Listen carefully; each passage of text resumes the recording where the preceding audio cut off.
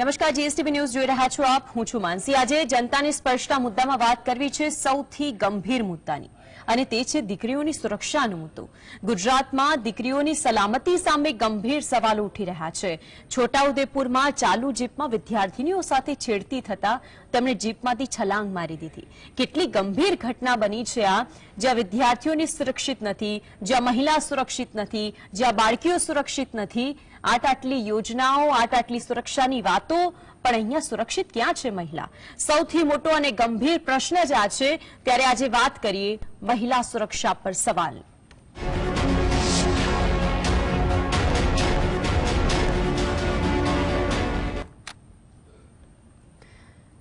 છોટાઉદેપુરના કોસીદરાની TB વિદ્યાલયની 7 વિદ્યાર્થીનીઓની છેડતી થતા ખાનગી પિકઅપ વાનની અંદરથી તેઓ કૂદી પડ્યા.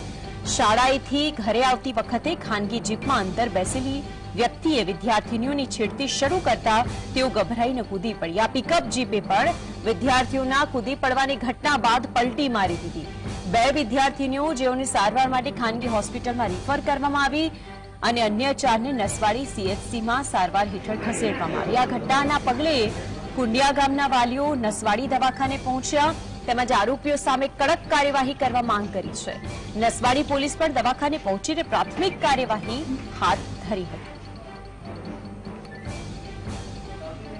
પિકઅપમાં આવતા આગળ 3 વ્યક્તિ હતા ને પાછળ 2, તો આગળથી એક કાકો ઉપર ચડીને આવીને 2-3 છોકરીઓને અંદર ખેંચી કાઢશે. એટલે આ કંઈ બધી છોકરીઓ ચાલુ પિકઅપમાં નીચે ઉતરી ગઈ, એટલે કૂદી ગયા. પિકઅપ વધારે ફાસ્ટમાં જવા દીધી. કોસીદરા સ્કૂલમાં ભણવા મોકલીએ છીએ. પ્રાઇવેટ વાહનમાં ને આવર જવરમાં કાયમ સારી રીતે આવતી હતી, અને આજે વળી કંઈક પિકઅપવાળાએ કંઈક ઊભી રાખી હતી. ગયો એની અંદર 4-5 પિકઅપમાં હતા. એ કંઈક છોકરીઓની છેતરતા હતા અને બધું એવું કરતા હતા, હાથ પકડતા ને એવું કરતા હતા બધા. તો છોકરીઓ ચાલુ વાહનમાંથી કૂદી પડી. આપણે 7 છોકરીઓ કૂદી પડી છે, એમાંથી 2ને વધારે વાગ્યું છે અને બોડી દવાખાનામાં લઈ જવામાં આવે છે. હાથ પકડતે ના અને કીધું કે ઊભી રાખો, તે બી ઊભી નથી રાખતા. હાથ પકડીને અંદર ખેંચી પછી શું થયું બેટા? પછી અમે બધા કૂદ્યા અને આ બીજા કૂદ્યા ને તો કીધું કે ઊભી રાખો, તે બી ઊભી જ નથી રાખતા. જવા દે છે. એ રડતો અવાજ, એ વિદ્યાર્થીનો દર્દ, એ સ્પષ્ટ એ સંકેત આપે છે કે એમની સાથે શું થયું હશે અને તેમને એ હદે જીપમાંથી કૂદી પડવાની નોબત આવી હશે. આખો મામલો શું થયો તેના ઉપર એક વખત નજર કરીશું. આખરે આ સમગ્ર ઘટના કઈ રીતે બની? છોટાઉદેપુરના કોસીન્દ્રા ગામની આ ઘટના છે.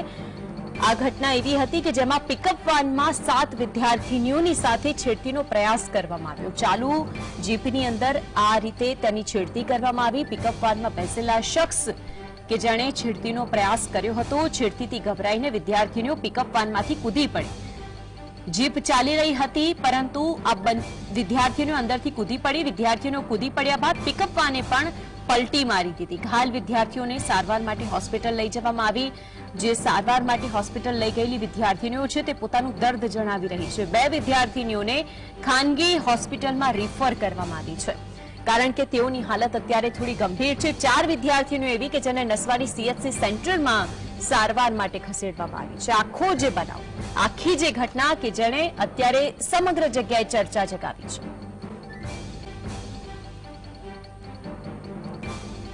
અનેક પ્રશ્નો ઉઠી રહ્યા છે કે 21મી સદી અને તેમાં પણ આટલી બધી નારી સુરક્ષાની વાતોની વચ્ચે પણ આ પ્રકારની ઘટનાઓ કેટલી શર્મનાક છે. પ્રશ્નો ઘણા બધા ઉઠે છે. ગાંધીના ગુજરાતમાં આ તે કેવી મહિલા સુરક્ષા છે? આ સૌથી મોટો પ્રશ્ન છે. મહિલા સુરક્ષાની જવાબદારી આખરે કોણ સંભાળશે? આ પણ એક પ્રશ્ન છે. મહિલા સુરક્ષા પર કેમ ફરી સવાલ ઉઠ્યા છે? કોણ સુરક્ષિત છે? હવે કઈ રીતે કોઈ પણ વ્યક્તિ પિકઅપ વાનમાં જઈ શકશે? દારૂ પીને શખ્સોએ વિદ્યાર્થીનીઓ સાથે છેડતી કરી, એ પણ એક સવાલ છે. આજ અંગે વધુ માહિતી માટે સંવાદદાતા ઝલક આપણી સાથે જોડાઈ ગયા છે. ઝલક, જે ઘટના સામે આવી, જે ખરેખર શર્મનાક ઘટના છે, એ વિદ્યાર્થીઓ હજુ પણ સારવાર હેઠળ છે. તંત્ર દ્વારા શું એક્શન લેવામાં આવશે? સરકાર તરફથી શું નિર્ણય સામે આવ્યો છે? જે ગુજરાતમાં જે બેટીઓ સલામત હોવાની જે વાતો કરવામાં આવે છે, અડધી રાત્રે પણ જો બહેન દીકરીઓ છે બહાર નીકળી શકે છે તેવી વાતો કરવામાં આવે છે, પરંતુ જે રીતની ગઈકાલની જે છોટાઉદેપુરની જે ઘટના સામે આવી છે તે ઘટના છે તે ઘણું બધું કહી જાય છે. જે વિદ્યાર્થીનીઓ જે ભણવા ગઈ હતી અને પરત ફરી રહી હતી, પિકઅપ વાનમાં બેસી છે અને તે છે તેની છેડતી કરવામાં આવે છે. પોતાની આબરૂ બચાવવા માટે તેઓ જીવના જોખમે છે તે કૂદી જાય છે. એટલે કહી શકાય કે જે સલામતીની જે વાતો કરવામાં આવે છે તે દાવા માત્ર ફોકસ સાબિત થયા છે. જે વિદ્યાર્થીનીઓ છે તે વિદ્યાર્થીનીઓ કૂદી પડવામાં સફળ થઈ છે, પરંતુ જો કોઈ અજુગતું ઘટી ગયું હોત તો પ્રશ્ન તો શું થાત તે પ્રશ્ન પણ અહીં ઉદ્ભવે છે. આ વિદ્યાર્થીનીનો જે કિસ્સો છે તે કિસ્સો સામે આવે છે, પરંતુ જે ગુજરાત છે સમગ્ર દેશમાં છે તે અનેક પ્રકારના જે વિદ્યાર્થીઓ છોકરીઓની જે છેડતી છે, મા બહેન દીકરીઓની જે છેડતી છે, બળાત્કાર છે, તેના કિસ્સા પણ સામે આવતા હોય છે. આવી ઘટનાઓ ઘટતી હોય છે ત્યારે અહીં મહિલા સુરક્ષાની વાતો કરનાર જે ભારતીય જનતા પાર્ટી છે તે મહિલાઓને આગળ કરે છે, મહિલાઓને પ્રોત્સાહન આપે છે. અનામત પણ આપવામાં આવ્યું છે સરકાર દ્વારા. જે મહિલા અનામતને ઠરાવ પસાર પણ કરવામાં આવે છે, પરંતુ આ પ્રકારની જે ઘટનાઓ છે તે ઘટનાઓ ઘણું બધું કહી જાય છે. જી બિલકુલ, ઝલક આપ અમારી સાથે જોડાયા અને માહિતી અને માર્ગદર્શન પૂરું પાડ્યું તે બદલ આપનો આભાર. સંવાદદાતા ઝલકે જે પ્રમાણે વિગતો જણાવી છે કે તરફ સરકાર છે, સરકારી વાતનો ઉલ્લેખ કર્યો છે કે ગંભીરતાથી તેની નોંધ લીધી છે અને ગંભીરતાથી આનો ઉકેલ લાવવો પડશે. સાથે સાથે કહ્યું છે કે એક્શન જેટલામાં જેટલા કડક પગલાં ભરવામાં આવે તે ન્યાયિક છે અને તે વિરુદ્ધ કડક કાર્યવાહી કરવામાં આવશે. આ વાતનો પણ ઉલ્લેખ તંત્ર દ્વારા કરવામાં આવ્યો છે. પરંતુ પ્રશ્ન એ છે કે છોટાઉદેપુર અને તેમાં પણ નસવાડીની અંદર આ જે ઘટના બની તે ઘટનાથી હવે જેટલી પણ દીકરીઓ, જેટલી પણ વિદ્યાર્થીઓ એવા વિસ્તારમાંથી અને તેમાં પણ એવા ગામડાઓમાંથી બહેન દીકરીઓ ભણવા માટે જતી હોય છે, એ દીકરીઓની સુરક્ષાનું શું? હંમેશા કહેવાતું હોય છે કે ગુજરાતની અંદર તો મહિલા સુરક્ષિત છે, મહિલાઓ માટે ઘણી બધી યોજનાઓ મૂકવામાં આવી છે, સુરક્ષાને લઈને યોજનાઓ મૂકવામાં આવી છે, સાથે સાથે મહિલા સંરક્ષણને લઈને પણ આટલી બધી યોજનાઓ છે અને તેમાં પણ એક ફોન કરવાથી આપને મહિલાશી ટીમ જે તૈયાર થઈ છે જે આપના દ્વારે પહોંચી જશે તે વાતનો પણ ઉલ્લેખ છે. પરંતુ આવી જ્યારે ઘટનાઓ બનતી હોય અને તેમાં પણ આ જે ઘટના બની ત્યારે આ બધી જ સુરક્ષાઓ ક્યાં છે? આ સૌથી મોટો સવાલ છે. આજ અંગે આપણી સાથે જોડાઈ ગયા છે ચર્ચામાં રુઝાન ખંભાતા એન્ટરપ્રેન્યોર છે અને સોનલ જોશી એડવોકેટ છે. આ બંનેનું સ્વાગત છે જીએસટીવીની અંદર. બિલકુલ રુઝાનબેન, સૌથી પહેલા આપની પાસે આવવા માંગુ છું. આપણે નિર્ભયા કાંડ વખતે પણ સોનલબેન અને રુઝાનબેન આપણે જોડે હતા, જે વખતે એમને ફાંસી આપવામાં આવી એ વખતે પણ આપણે જોડે હતા અને આજનો આ જે મુદ્દો છે આ પરિસ્થિતિમાં પણ એ પ્રશ્ન પૂછવાનું થાય કે એક મહિલા તરીકે અને તેમાં પણ આ તો વિદ્યાર્થીની હતી, પોતાનો જીવ બચાવવા માટે, પોતાની જાતને બચાવવા માટે જો તે ચાલુ જીપમાંથી ઉતરી શકતી હોય તો અહીંયા સુરક્ષા ક્યાં છે? સૌથી પહેલા તો બેન આ જે નિર્ભયા કાંડ તમે યાદ અપાયો, 10 વર્ષ થઈ ગયા નિર્ભયા કાંડને. યસ. અને આપણે એવી આશા અપેક્ષા હતી કે ભાઈ બહેનો હજી સુરક્ષિત થશે, નવા લોઝ આવશે અને લો ના લીધે બહેનોને હજી ઇક્વેલિટી, જેન્ડર ઇક્વેલિટી, આ બધી આપણે બહુ મોટી વાતો કરતા હતા. આપણે ગવર્મેન્ટને બદલી કે ભાઈ આ ગવર્મેન્ટ સારી નહોતી, બહેનો માટે નહોતું એટલું સેન્સિટાઇઝ થયા, આપણે નવી ગવર્મેન્ટ લાયા. અનફોર્ચ્યુનેટલી ગવર્મેન્ટ બદલવાથી, લોઝ આવવાથી બી કશો ફરક નથી પડ્યો. કારણ કે એમાં બે ઇમ્પોર્ટન્ટ ચીજ, એક તો આપણો માઇન્ડસેટ, જે લોકોનો માઇન્ડસેટ છે. કારણ કે એના પછી અમારા જેવી એનજીઓ એ ઘણા કામો કર્યા બહેનોના, દીકરીઓના, એ લોકોના ફેમિલીઓના એમ્પાવરમેન્ટ માટે માઇન્ડસેટ ચેન્જ કરવા. પણ અનફોર્ચ્યુનેટલી આપણે એ ભૂલી ગયા કદાચ કે આ ભાઈઓના માઇન્ડસેટ ચેન્જ કરવાના છે. ભૂલી ગયા યા કદાચ કરવા જ નહોતા માંગતા, કારણ કે ભાઈઓ ચેન્જ થવા માંગતા જ નથી. એ લોકો કે છે અમે તો બધા જ સાચા, કારણ કે જે આપણી જૂની પેલી પ્રથા છે, પેલી પેટ્રાઇકલ સોસાયટી, પિતૃત્વવતા સોસાયટી, કે છોકરા કરે સાચું અને કઈ બી કરે, ભલે તમાકુ કરે, પાન કરે, બધું જ કરે, બધું ચાલે, પણ છોકરી ખાલી મોબાઈલ બી અડે તો ભાઈ એના પર તમે પેલા શું કરવા ફટવા નાખી દો. આ માઇન્ડસેટ ના લીધે આપણે આગળ નથી વધી શક્યા. બીજું ગવર્મેન્ટે સારી બેટી બચાવો, બેટી પઢાવો, દીકરીઓ ભણાવો, બધું જ કર્યું છે, બહુ જ સરસ છે. પણ હજી જે પેલો માઇન્ડસેટ છે કે ભાઈ અમારે બેટીના કેસમાં સેન્સિટાઇઝ થઈને એ લોકોને શું કહેવાય, જે દેવી મદદ જે રીતે જોઈએ ને દાખલા મૂકવાના, જ્યુડિશિયરી દાખલા કરવાના, અનફોર્ચ્યુનેટલી એ કશું જ નથી થયું. ખાલી લો ચેન્જ કરવાથી કોઈ ફરક પડવાનો નથી. અહીંયા આપણે બહેનોને એમ્પાવરમેન્ટ કરશું તો બી એટલો ફરક નહીં પડે જેટલો પડવો જોઈએ. અત્યારની તારીખમાં તમે જુઓ તો આ બેન દીકરીઓએ હિંમત કરી, કારણ કે મને એ મગજથી ચાલતું નથી કે એક પિકઅપ વાન છે, પિકઅપ વાનમાં 6 દીકરીઓ છે, 3 કે 4 ભાઈઓ આયા ઘૂસી ગયા અંદર, તો જે પેલો પિકઅપ વાન ચલાવતો હતો એ શું કરતો હતો? એની બુદ્ધિ ક્યાં ચાલી? એ કેમ એને પિકઅપ વાન નહીં રોકી? એનો મતલબ કે એ લોકો બધા સંડેવાયેલા હતા, જેમ નિર્ભયામાં પેલા બસ ડ્રાઈવર ને બધા સંડેવાયેલા હતા એવું હતું? આપણે બીજું નિર્ભયા અહીંયા કરવું હતું? શરમ આવી જોઈએ. અને મારે એવું કહ્યું છે કે તાત્કાલિક, આ તો થેન્ક્સ ટુ મીડિયા, આ મીડિયાએ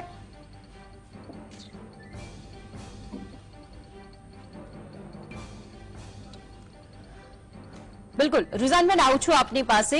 સોનલબેન, આપની પાસે આ માંગુ છું. રુઝાનબેનને આપણે સાંભળ્યા અને આપણે જે નિર્ભયાની વાત કરી અને એ મુદ્દો એટલા માટે ચર્ચાયો કારણ કે એ વખતે બસ હતી, આ વખતે જીપ છે, પરંતુ આ વખતે વિદ્યાર્થીઓની હિંમતને દાદ દેવી પડે કે તેમણે પોતાની જાનની પરવા ન કરી પરંતુ સુરક્ષાની પરવા તો પોતે જાતે જ કરવી પડશે તે સાબિત કરી બતાવ્યું.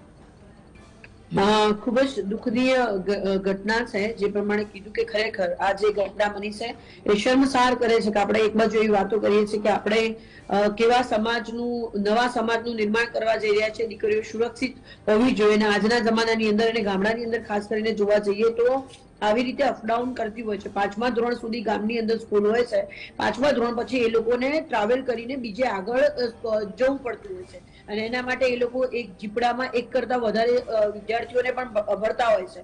એ તો એક પ્રોબ્લેમ અલગ છે અને એની અંદર આ જે ઘટના બની છે અને હિંમત કેવી પડે, દીકરીઓ સરેન્ડર નથી થઈ, પોતે મરવાનું પસંદ કર્યું છે. જેવી રીતે એક કૂદકો માર્યો છે એ બહુ અઘરી વસ્તુ છે. આવી રીતે ચાલતી જીપે કૂદવું અને એને જે ઘટના, આ જે ઘટના બની છે ને વ્યક્તિ જે પ્રમાણેનું વર્તન કર્યું છે એ ડ્રાઈવર હતો.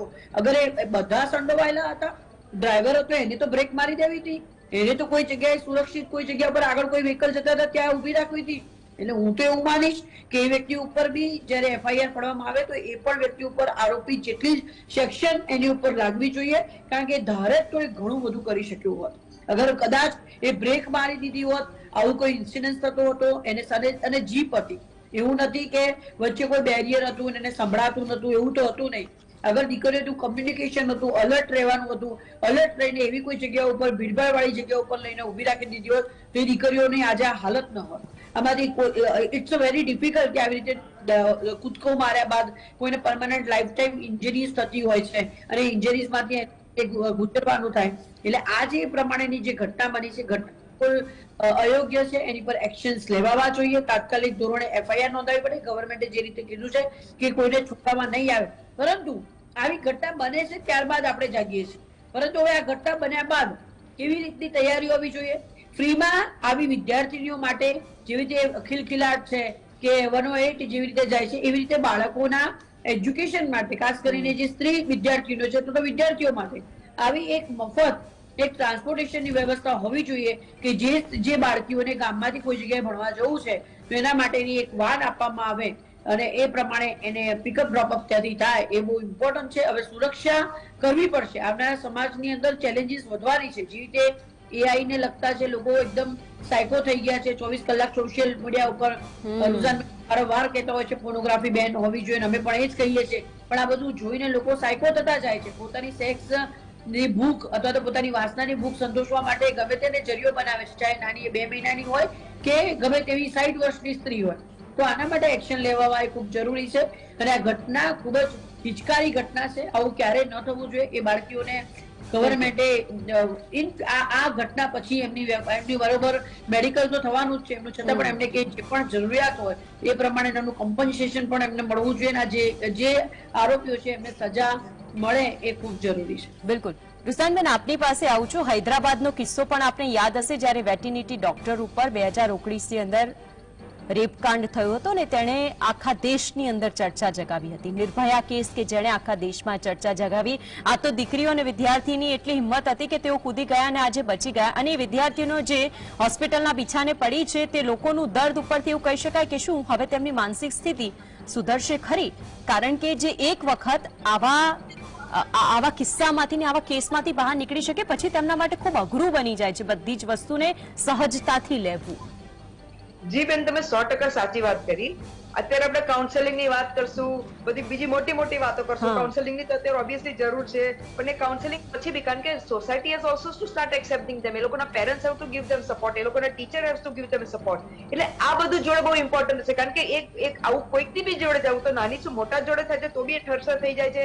એ લોકોને એવા સપના આવે છે, એન્ઝાયટી એટેક્સ આવે છે, બધું જાત જાતનું થાય છે, કારણ કે એ લોકો એકદમ ઇન્સિક્યોર થઈ જાય છે. એટલે આના માટે આવું કેમ થયું?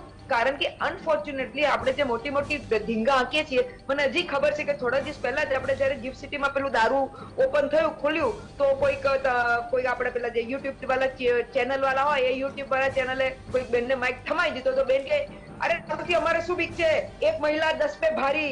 મારે ત્યારે જ હસવું આવતું હતું કે ભાઈ આ શું કહેવાય, કેમેરા આગળ બેન બધું ફટ્ટા મારી રહ્યા છે, એક મહિલા 10 पे भारी અહીંયા. કારણ કે અમે એટલા બધા સેલ્ફ ડિફેન્સ એના એ કરાવીએ છીએ સેમિનાર, ત્યારે દીકરીઓ મને સૌથી પહેલા આ બધું તો શીખી લે છે, અને પછી એક ક્વેશ્ચન પૂછે છે કે બેન ચલો એક છોકરો હોય તો અમે હેન્ડલ કરી શકીએ, પણ 2-3 હોય તો અમે કેવી રીતે હેન્ડલ કરશું? ત્યારે મારું બી મોઢું ચૂપ થઈ જાય છે કે આ લોકો દીકરીઓનું શું સમજાવું, શું બોલું, કારણ કે આ તો સત્ય ને હકીકત છે ને. કારણ કે અલ્ટિમેટલી સેલ્ફ ડિફેન્સ તમે એક જણ જોડે હેલ્પ એ કરી શકો. હા, તમે બહુ પછી 2-5 વર્ષમાં પેલા બ્લેક બેલ્ટ ને જુડો કરાટે એ થઈ જાય માસ્ટર તો અલગ વાત છે, otherwise it is very difficult. એટલે આપણે જે બધા જે નોશન્સ મારીએ છીએ, જે ફટ્ટા મારીએ છીએ, it is the fact of the life is that કે દીકરીઓ ગભરાય છે, ને આ લોકોને હવે કઈ રીતે આપણે રોકીએ?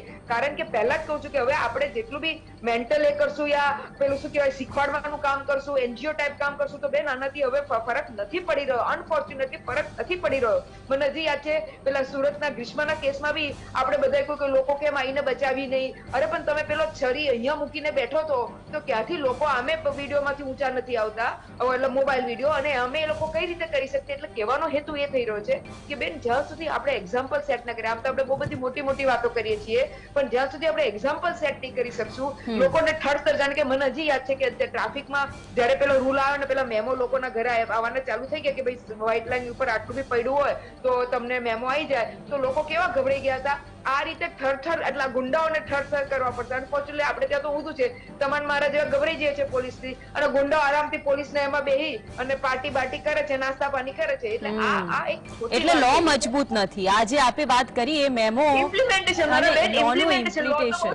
બિલકુલ એ કાયદાનું ઇમ્પ્લિમેન્ટેશન, અને બીજી વસ્તુ એ છે કે આ લોકોને ડર નથી કોઈ પણ વસ્તુ.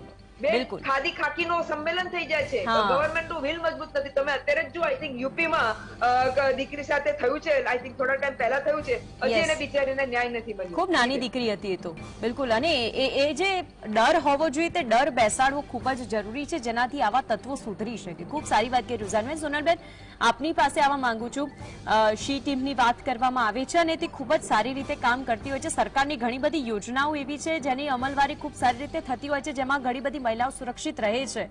પરંતુ આ ઘટનાથી કેટલી બધી વિદ્યાર્થીઓનો કંઈક તો શીખી હશે કે ભાઈ પોતાની સુરક્ષા હવે તો આપણા જ હાથમાં છે.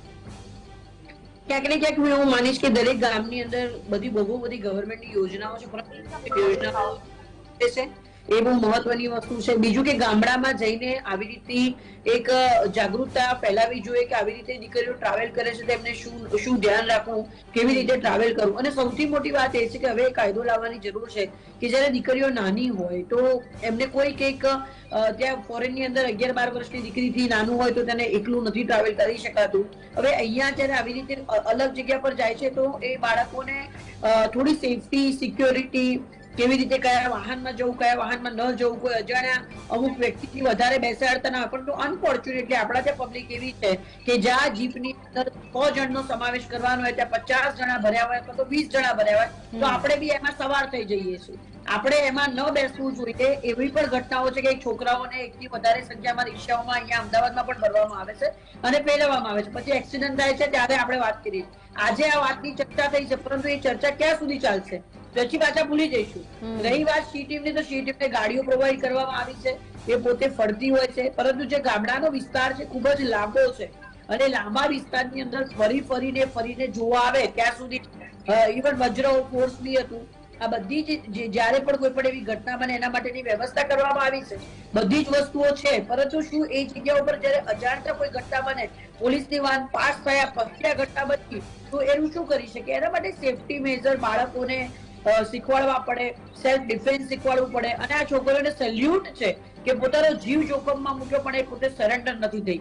આ વસ્તુ જે શીખવાડવામાં આવી છે સ્કૂલોના એમના ટીચરો જે શીખવાડી છે, એમના મા બાપે, એને પણ આપણે અત્યારે વંદનીય છે કે આટલી હિંમત કરી. પરંતુ આ ભવિષ્યમાં ન બને એના માટે શું કરી શકાય?